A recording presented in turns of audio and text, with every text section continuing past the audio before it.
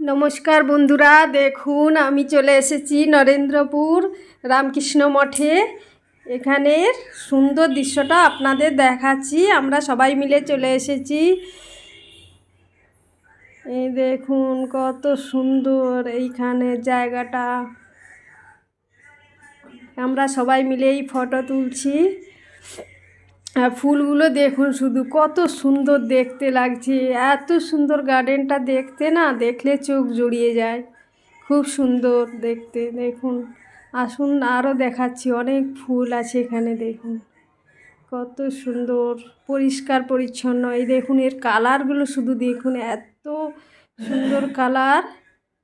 এই দেখুন টবগুলো কি সুন্দরভাবে সারিবদ্ধভাবে সাজিয়ে রেখেছে।